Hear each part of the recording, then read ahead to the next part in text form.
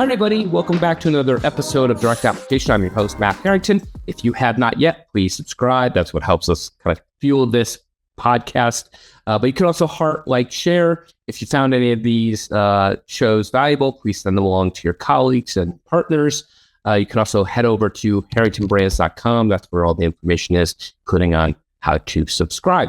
So a couple weeks ago, I talked about the power of teams, that they're more than the sum of their parts. And I want to go into a little bit of that blog. When we go to work, every time we're working, and you've probably seen me write this before, that there are three things happening at work. There's task, there's process, and there's relationship. Ideally, in a nonprofit, in a for-profit, doesn't really matter what we want, task completion. That's why we're coming together. That's why we're working. Task completion. We might even discuss the why, how are we going to do this, the process and the excellence of that process, right? So we might have task, we have process. Oftentimes, the one that's following furthest behind is relationship. And we see that time and time again, that relationships, multi-generation, different genders, different diverse backgrounds. Relationship is the toughest part of work. And so teaming is one of those things that brings the relationship train up to speed and moving as fast as task and process. But that's the tough part, right? Teaming is a tough part of work.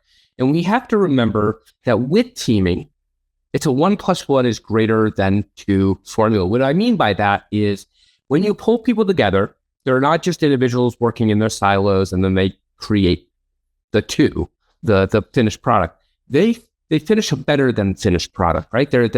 They work together and in their own synergy. 1 + 1 is greater than 2, that the wholeness of them, the synergy of them coming together is greater than just the basic formula if you had people working in silos. And so that's what we're going with the premise.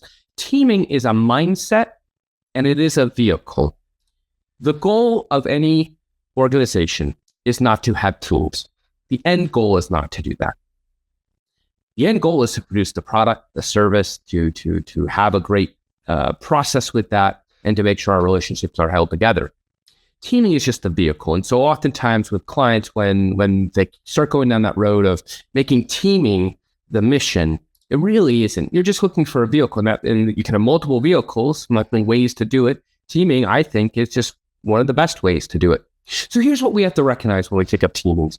Team is a small group of individuals, about 7 to 12. 7 to 12 is your ideal amount of people, and it's about building trust and cohesion with them.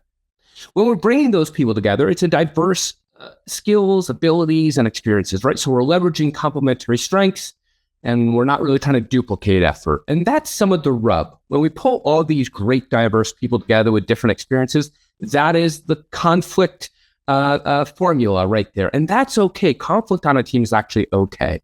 But we know that when we pull these diverse perspectives together, there may be conflict, but as we work through it, that's what creates the excellent product, the excellent service. A team is committed to a common goal and approach. And oftentimes when a team starts to fall apart, even in conflict, when we see the storming phase, it is the fact that they have lost their common goal, their common approach, they're unclear about their roles. They may not even know who's accountable for what. And that often happens in teams. And so when you start to see some of the smoke smoldering or the conflict coming, start to remind them about their common goal and approach, who has a role, what's the role that you play as a supervisor, the role of the CEO, the role of these team members, and who's actually accountable. And that's the last part with teaming, right? That's one of the cornerstones of teaming, is that they're able to hold each other accountable. So they aren't coming to the supervisor. They aren't coming to the boss or to the manager above them and saying, triangling or tattletaling or saying, can you resolve this conflict with this other? No. They're taking it upon themselves. That's when you know that a team has reached high performance, right? That it's not just the work that they're holding it accountable for, but it's their behaviors and their trust with one another. And so many times when we bring a group of people together and we call them a team, they're actually not a team. A small group of people is led by a leader and is committed to the leader's goal and the leader's approach and held accountable by the leader. And that's a group. When we think of teaming, it's something different.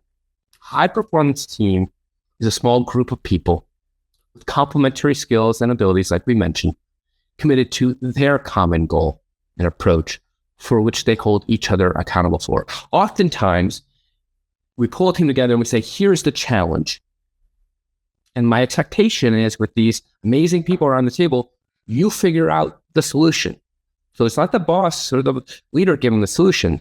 And that's what empowers a team, right? Team comes together, gets a challenge, and then they have to create their common goal, their common approach to that goal. What's their output? How are they going to hold each other accountable? And that's where the secret sauce is teaming. So there's going to be more to come on teaming, I promise you. Okay, your direct application moment for this week. Here's what you can take as a supervisor and implement. If you are overseeing a team or teams, I want you to go to them and just ask them, fill out, give them some private time, give them a group time. I want you to talk to them about what do you think is your common goal? What are some of the common approaches to accomplish that goal? And how are you holding each other accountable? It can just be on a Google Doc, line paper. It'd be fascinating to start to say, does that team actually know their common goal? And that can be their mission, their purpose. We're here to solve this challenge. Do they know that their common approach to that? How are they doing that? And then third, how are they holding each other accountable? So that's 3 things. Have them fill that out this week. Fascinating what you get back. In the meantime, thank you for tuning in. This is Direct Application, and I'm your host, Matt Harrington.